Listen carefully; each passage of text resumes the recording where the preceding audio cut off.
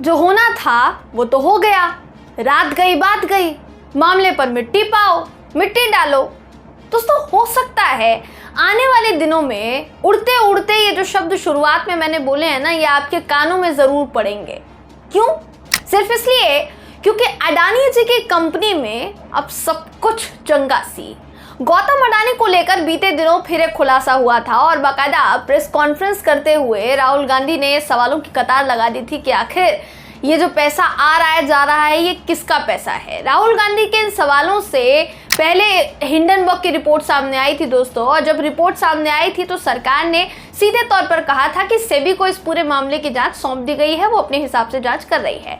लेकिन अब सेबी की जांच में दिक्कत आएगी क्योंकि जिन फंड की जांच होनी थी वो फंड तो बंद हो गए।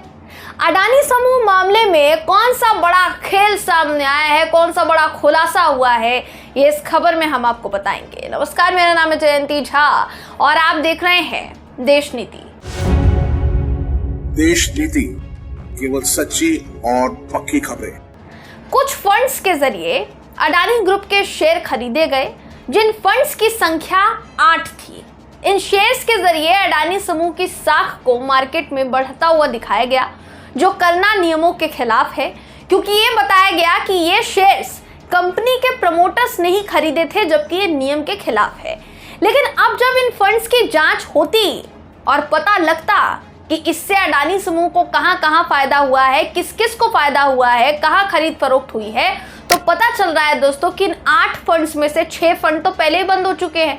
सेबी की जांच से पहले ही ये फंड बंद हो गए हैं। यानी अगर सेबी जो है समय से पहले जांच कर ली होती तो विदेश कंपनियों की जांच जो है ये शुरू हो जाती, तो पता चल सकता था कि इन फंड्स के जरिए अडानी ग्रुप के शेयरों के दामों में हेरफेर किया गया था या फिर नहीं किया गया था। यानी जांच पूरी तरीके से हो सकती थी। अब जब ये फंड्स बंद हो चुके हैं तो सेबी को ये पता करने में दिक्कत होगी कि इनसे किसको फायदा हुआ था, कंपनी को फायदा हुआ या नहीं। बंद जो हुए हैं उनका नाम सुन लीजिए, कौन कौन से फंड है। नाम है Global Opportunities Fund, Ascent Trend and Investment, Lingo Trending and Investment, Mid East Trending and Investment, EM Resurgent Fund और एशिया विजन फंड। इसको लेकर बीते दिनों एक रिपोर्ट सामने आई थी। ये रिपोर्ट एक ग्लोबल नेटवर्क जिसका नाम है Organized Crime and Corruption Reporting Project, इसने ये रिपोर्ट जारी की थी दोस्तों। क्योंकि ये समूह खोजी पत्रकारों के समूह में से एक माना जाता है, दुनिया भर के खोजी पत्रकारों का एक समूह माना जाता है, इसलिए द गार्डियन जैसे विख्यात अखबार जो है उन्होंने इस रिपोर्ट को बड़े पेज पर जगह दी और इसको लेकर कांग्रेस ने, खासकर राहुल गांधी की आप बात कर लीजिए, राहुल गांधी ने सवाल उठाए, सवालों की कतार लगा दी। इस रिपोर्ट में क्या कहा गया था? कहा गया था कि अडानी ग्रुप से ही जुड़े कुछ लोगों ने इन फंड्स के जरिए अडानी ग्रुप के शेयर खरीदे और ऐसा करना नियमों के खिलाफ है। नियमों के मुताबिक किसी भी कंपनी में उसके प्रमोटरों की हिस्सेदारी एक तय सीमा से अधिक नहीं हो सकती है। यानी एक प्रमोटर एक तय सीमा तक ही हो सकता है, जबकि ऐसा नहीं हुआ। कब कब बंद हुए? 2006 में फंड बंद हुआ, 2019 में दूसरा फंड बंद हुआ, 2015 में तीसरा, 2022 में चौथा, 2023 में 5वां और आखिरी बंद होने की प्रक्रिया में इस वक्त चल रहा है। तो यानी अगर फंड बंद हो चुका है तो उससे जुड़ी जानकारी पता लगने में दिक्कत आ सकती है। फंड यानी कंपनी आप कह सकते हैं।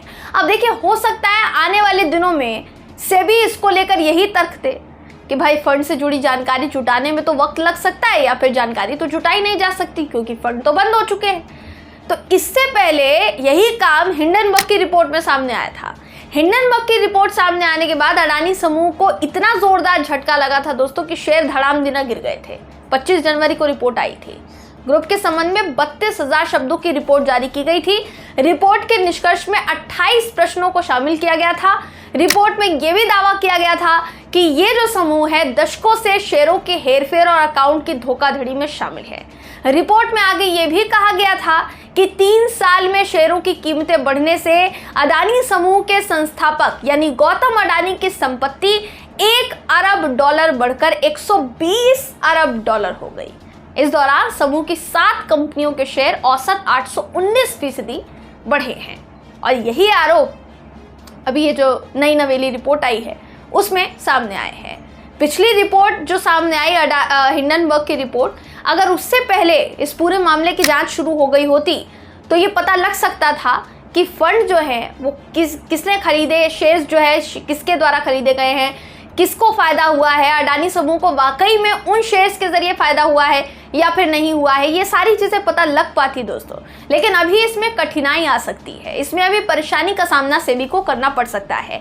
हालांकि सेबी की तरफ से या अडानी समूह की तरफ से इस पूरे मामले को लेकर किसी तरीके का कोई क्लैरिफिकेशन, कोई स्पष्टीकरण सामने नहीं आया है, इसलिए फिलहाल उस पर निगाहें टिकी हुई है कि अब जो चीज सामने आई है कि फंड्स जो है बंद हो चुके हैं, सेबी का अगला टेक क्या होगा, अगली जांच का जो तरीका है वो क्या होगा, क्या किसी और तरीके से सेबी जांच करके पता लगाएगी कि कुछ हेराफेरी हुई है या फिर नहीं, या फिर इस मामले को ठंडे बस्ते में डाल दिया जाएगा। ये तमाम सवाल इस वक्त खड़े हो रहे हैं। इन तमाम सवालों का जवाब आप क्या सोचते हैं, आपकी क्या राय है, कमेंट करके हमें जरूर बताइएगा। वीडियो अगर आपको पसंद आया हो तो वीडियो को लाइक कीजिए, शेयर कीजिए, चैनल को सब्सक्राइब करना बिल्कुल भी ना भूलें। फिर मुलाकात होगी आपसे अगली वीडियो में, तब तक के लिए नमस्कार।